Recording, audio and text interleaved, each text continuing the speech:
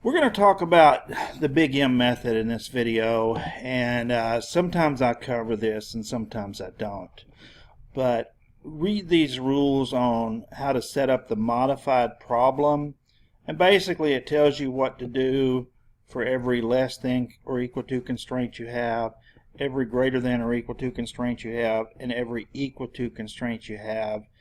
And also you have to adjust your objective function. So we're not even going to pretend to get into the theory behind this, but let me just show you how to set up the modified problem.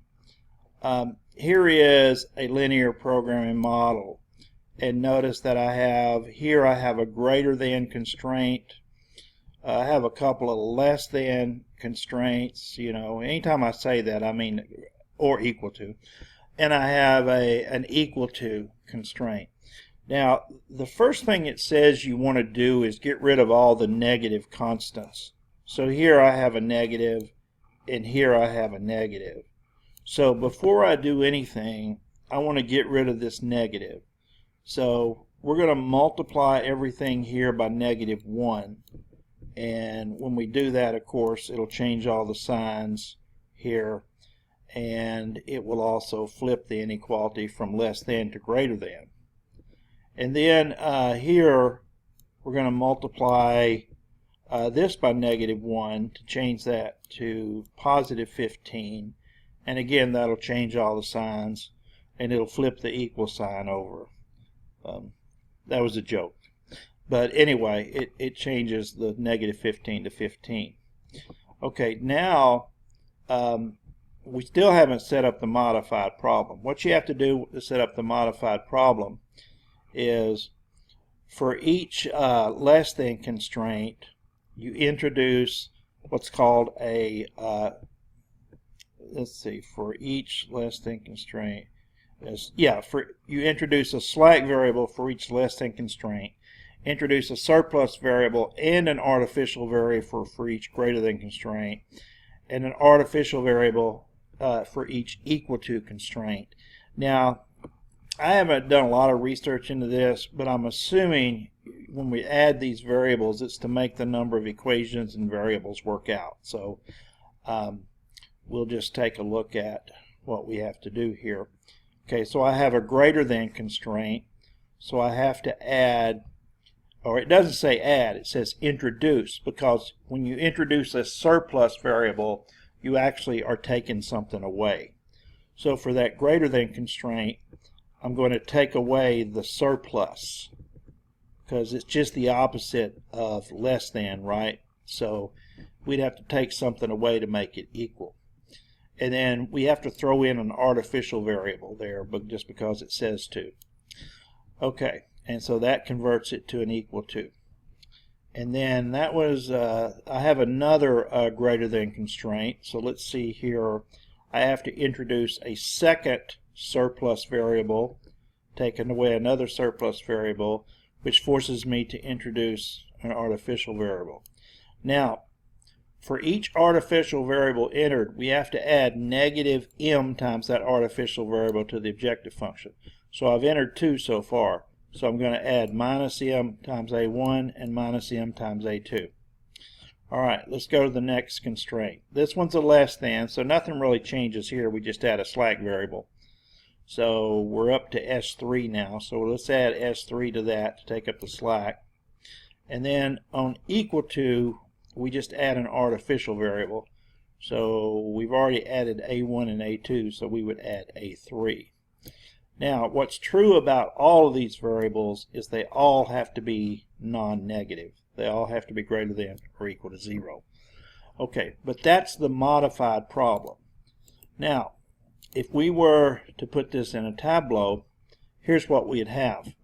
You have all these variables, x1 through x3, you have s1 through s3, you have a1 through a3, and then you have p, and then your constants. So here you have one, so the first equation is 1x1 minus 2x2 plus x3 minus s1 plus a1 equal 5. The second one is x1 plus 3x3 minus 3x2 minus 4x3 minus s2 plus a2 equals 10. The third one, 2x1 plus 4x2 plus 5x3 plus s3 equals 20. And then the next one is minus 3x1 plus x2 plus x3 plus a3 equals 15. And then your objective function, remember we want to move everything to the other side. So the coefficient of x1 would be negative 3, the coefficient of x2 would be positive 2, the coefficient of x3 would be negative 1, and then all of those a's would have coefficients of m. So a1 would have a coefficient of m, a2 and a3 would also have a coefficient of m, and then of course p would have a coefficient of 1, and you would have 0 on the right hand side. So again, pause the video and read the steps here that are required. I'm not going to finish this problem, but I'm going to give you an idea about how to go about it. The first thing you want to do is eliminate the big m's in the bottom row. So what we're going to do here, we're going to start with this first a1, and we're going to multiply this row by negative m and add it to the bottom row. So we're going to do minus m times row 1 plus row 5. Now what makes that complicated is now you're not dealing with numbers with some of these, you're dealing with variables. Because if you take minus m times 1 and add it to minus 3, you get minus m minus 3. And if you take minus m times minus 2, you get 2m, and then you add it to 2, and so forth. Minus m minus 1, minus negative m, minus m times negative 1 is m, add it to 0, you get m, and then, so on. These are going to give you 0. Minus m plus m is going to give you 0 under the a1 column, and then these zeros are not going to change the last 3 entries on the bottom row. And then minus m times 5 is minus 5m plus 0 is minus 5m. Well, then you have to do it again. We have to get rid of this m. So now we got to do minus m times row 2 plus row 5.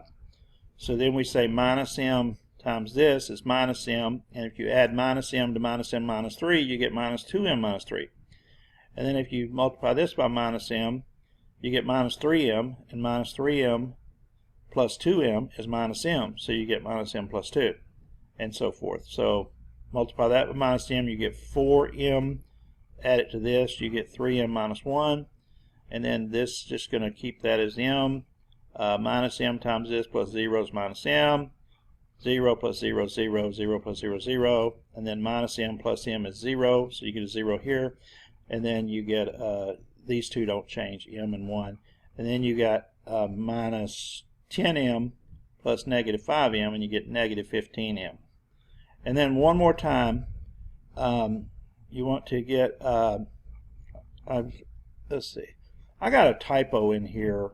On all of these, this 1 should be right here instead of here. That should be a 0. So let's see. Is that right? Let's see. No, that's not. That's right. Okay. I'm sorry. Forgive me. It's in the right place. So I have to do minus m times row 4 and add it to row 5. So just do minus m times this, and you get 3m, add it to this, and you get m minus 3. Minus m times this is minus m, add it to this, you get minus 2m plus 2. Minus m times this is minus m, add it to this, you get 2m minus 1, and so forth. Minus m times 0 plus m is m, minus m times 0 plus minus m is minus m. These aren't going to change. And then minus m plus m is 0, and then this isn't going to change. And then minus m times this is minus 15m, so you get minus 30m. Now I'm not going to finish this, but what you would do, remember m is like a big number. I tell my students to think of m as 1,000,000. So to find the pivot column, you would say, okay, 1,000,000 minus 3, that's not negative. Minus 2,000,000 plus 2, that's negative. 2,000,000 minus 1 is not negative. This is not negative. This is minus 1,000,000. So which one would be more negative? Probably minus 2,000,000 plus 2. And then you would ignore this because it's negative. You divide 3 into 10, 4 into 20, 1 into 15, and then that would be the smallest quotient. 3 into 10 is the smallest quotient, so you'd pivot on that. And then you would continue with the simplex method. So once you got rid of all of those m's over here, you can continue with the simplex method. So computer programs are actually best for problems like this. I'm going to briefly touch on this one, but pause the video and read the model and then see how I set up the modified problem and how I set up the tableau, and then come back to it. Okay, so here, remember we want to get rid of the m's first. So I want to multiply this row by minus m and add it to this row to cancel the m, so that I'll get a 0 under A1. So minus m row 2 plus row 4. Now, I'm not going to go through all the arithmetic there, but just trust me, this is what the new tableau. Then you want to use this row to get rid of this m. So you do minus m times row 3 plus row 4 to eliminate that, and now you've got rid of the m under A2. So now that you've gotten rid of all of the m's under the a's, then you find out which one's the most negative indicator. Well, minus 2 million minus 3 is more negative than any of the others there, so that's the most negative indicator, so that's the pivot column. And then you can't pivot on the 0, but 1 goes into 5 5 times, 1 goes into 10 10 times, so you have to pivot on that row. Now, you know how to pivot now, so you would multiply this by negative 1 and add it to this to cancel the 1. You don't need to do anything because this is already a 0, but then you have to multiply this by the opposite of minus 2m minus 3 and add it to this row to cancel the minus 2m minus 3. So that would be 2m plus 3.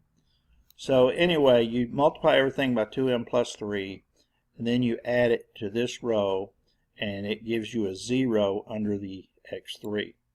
Now let's see if we still have negatives. Looks like I have one here, minus m plus 1. Okay, so that's the only negative number. So that's my pivot column. I can't pivot on the 0. 1 goes into 20 20 times. 1 goes into 5 5 times, so I'm going to pivot here.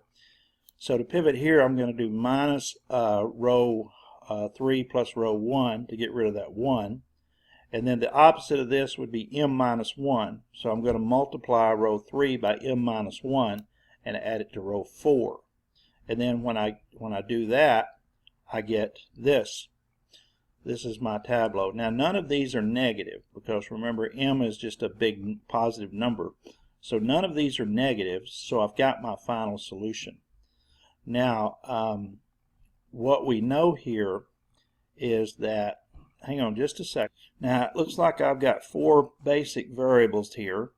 0 0 1 0 tells me x2 is 5. Here 0 1 0 0 tells me x3 is 5. We know x1 is 0 because it's non-basic. S1 here is 15, and let's see, p is 10, and the rest of these variables must be 0, okay, because they're non-basic. So our final solution is we get a maximum of 10 at x1 equals 0, x2 equal 5, and x3 equal 5. Now it wasn't that special. Now again, these types of problems are more suited for a computer program than doing by hand.